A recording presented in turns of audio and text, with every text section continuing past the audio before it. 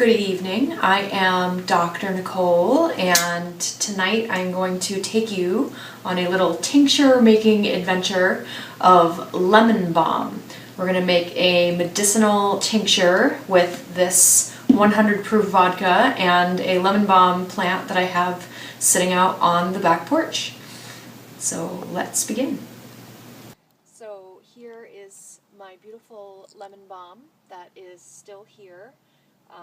We just had the full moon lunar eclipse, and normally this would be a plant.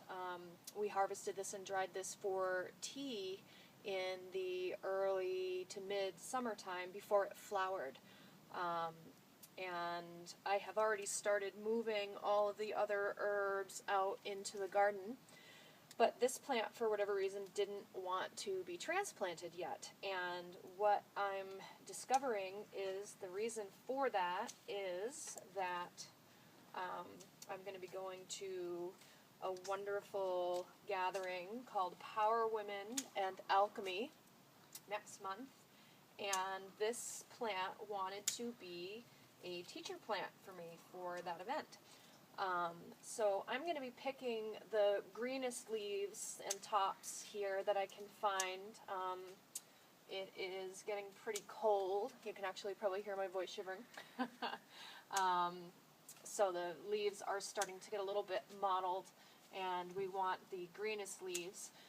Normally we would also be picking these leaves during the day, ideally at the noon hour, because these plants, the water goes into the roots during the day and comes up into the leaves as the moon pulls the water up at night. And anytime you have a plant with a medicinal compound or a volatile oil, it will be watered down when the water comes into the leaves. So you want to use it, harvest it ideally in the middle of the day. However, this plant, for this purpose, wanted to be harvested at night.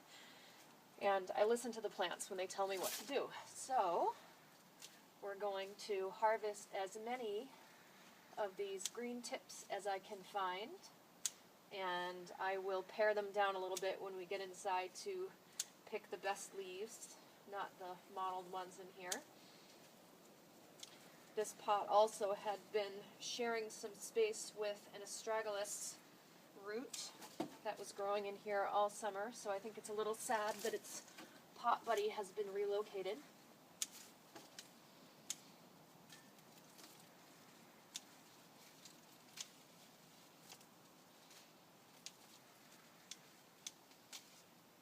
And normally we would take this plant as I'm cutting it and put it right into the glass jar and pour the vodka right on top of it immediately. However, it is freezing out here. Going to harvest it and go inside to prepare the fresh plant.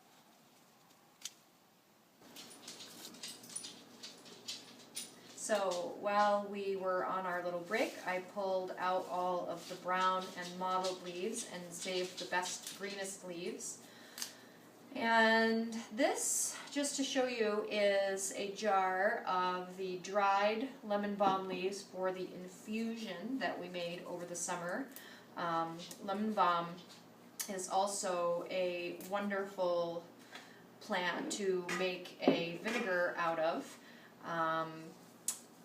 And in the case of vinegar and of alcohol tincture and also of infused oils, we generally will break up the plant into the jar and put in what is called our menstruum, the material that we're going to be using to infuse or tincture the plant.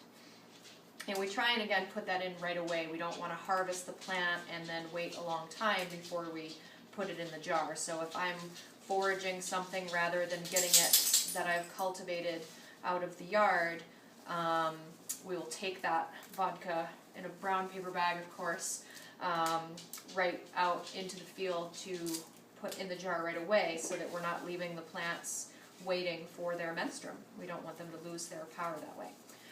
I'm a big fan of seasonal tonics, so even though this plant normally would be harvested in the spring or summer before its flowering phase, this is a nerve tonic and a relaxant. I'm going to go into some of its useful properties a little bit later in the video, where I can actually show you the many books that I use and the different recommendations that the different herbalists will make for the plants.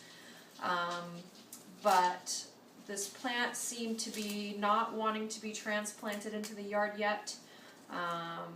It is now recently telling me that it does have a use right now, and I have a lot of women and men actually telling me that they're having a very difficult time sleeping, or that they're having a hard time controlling the stresses and the way that their physical body is handling the stresses that they're under. We're starting to go into the holiday season, and the weather's starting to get cold. So because I'm a big believer of seasonal tonic, I think this plant wanted to wait around. Again, I had made the infusion earlier in the year and also the vinegar, but I have not made a tincture of this plant yet. So we're going to make this, and it is going to be a gentle stress relief tonic that can be put in any other beverage out of the tincture bottle. Some people, again, they don't like to drink alcohol or use alcohol, so you could do this in a vinegar tincture. It's a little different than if you do it in alcohol. And you can also extract some of the plants in a glycerin, which is what we'll oftentimes do for children if the parents are uncomfortable giving them the alcohol. Even though it's really only a few drops of alcohol for the medicinal value, I usually will give my child the infusion over the tincture though. So we're just going to break it all up. So you can use scissors or you can tear it. I like to use my hands on the plants as much as possible.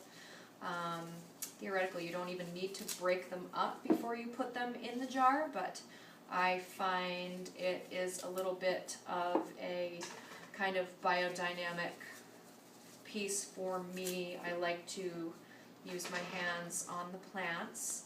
Similar to the chiropractic work that I've done, I've always liked to use my hands on people rather than instruments, taking the contact away and using more of a mechanical device. So we're almost done, and I can't show you the smell of this plant, obviously, through the camera, but I will tell you it is glorious, this lemon balm. I should also show you, if we can see it on the camera, and I haven't torn them up enough, that the lemon balm is in the mint family, and one of the ways you can tell that, I don't know if you can see that on the camera, but it has a very telltale design where the leaves come out from the side and then again from the side. You can see that kind of telltale pattern that you'll see in almost any mint plant, or any plant in the mint family. What else can I tell you about lemon balm? Other than the fact that it smells fantastic.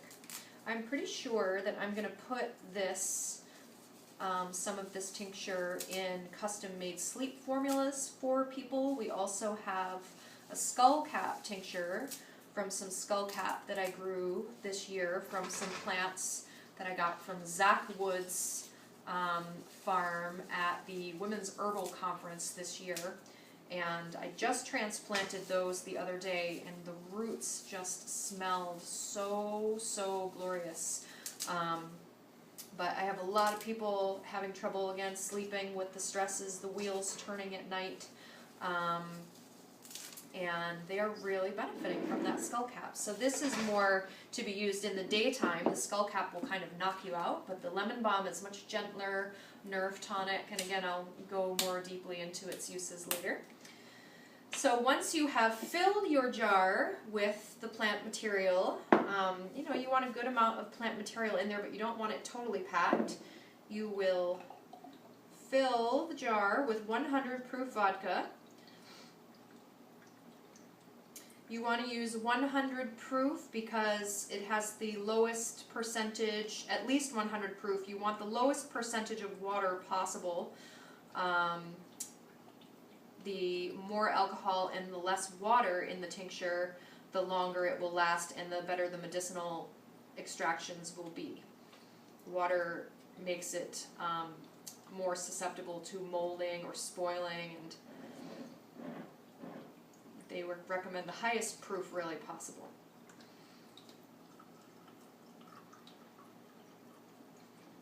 So I fill it right up to the top, and then my teachers will all recommend to find a chopstick. We'll just use a knife since I can't find a chopstick. Make sure that all the air bubbles are out. Where there is air, there can be mold, so we always want to get all the air bubbles out as much as possible, especially if you're dealing with oil infusions, because they mold really easily if there's water and air in them. So once you think you've got most of the bubbles out, you will cap it off, and you will label it with the date that you put it in, because you're going to want to wait 6 weeks before you take it out. And what I do is every few days or every day I will come out, and again I will just kind of move it around, make sure that the alcohol is getting into the plant, and then try and make sure that all the air bubbles, if there are any air bubbles, go up to the top. So that is how you make a lemon balm tincture, and in 6 weeks we will take this off and we will put it in a dropper bottle and label it up, and we will find out how well this particular plant works for us. Thanks.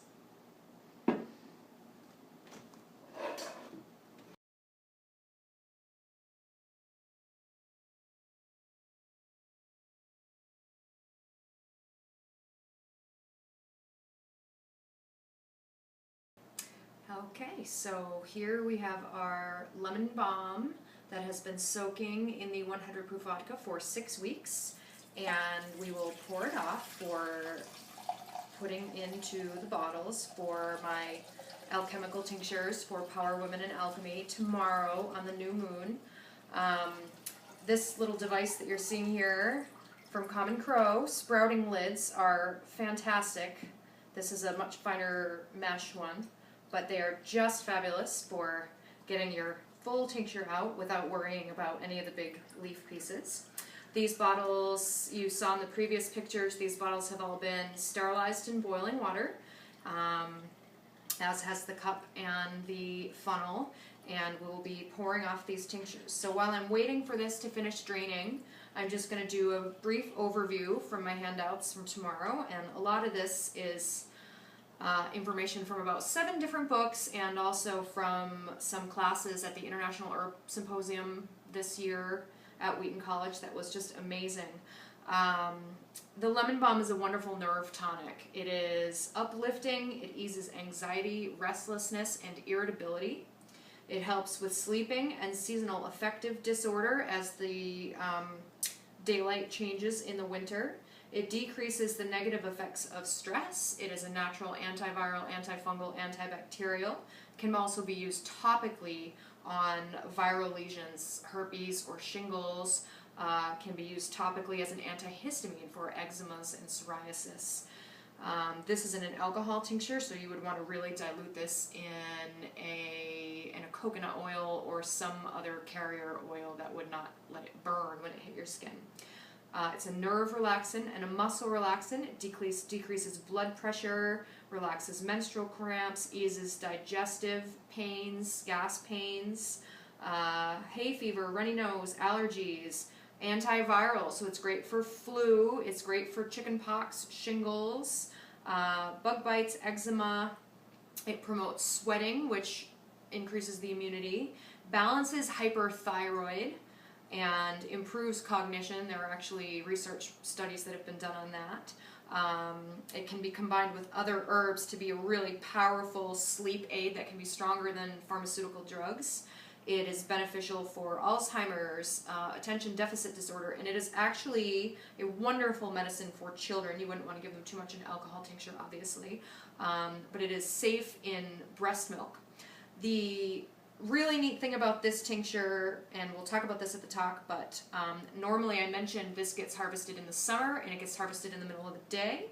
This tincture wanted to be made in the fall and it wanted to be made at night. So this is alchemically the plant telling me that this particular tincture this time of year, with the stresses that are put on this plant at this time of year, this medicine is going to be really good for handling the stresses that have to do with the decrease in daylight, which will still be happening. The days are still getting shorter until winter solstice on December 21st. And it also is to help us deal with the stresses of the temperature changes with the changes going on in the environment as well. So I will now start to pour this off into our tincture bottles to prepare it for our evening tomorrow. And voila! So thank you for joining me on this tincture making adventure, and I look forward to hearing from you. You can reach me at drnicole@capeannhealingcenter.com with any questions about alchemical medicines and for any health needs you may have. Thanks for joining us. Have a great night. Happy new moon.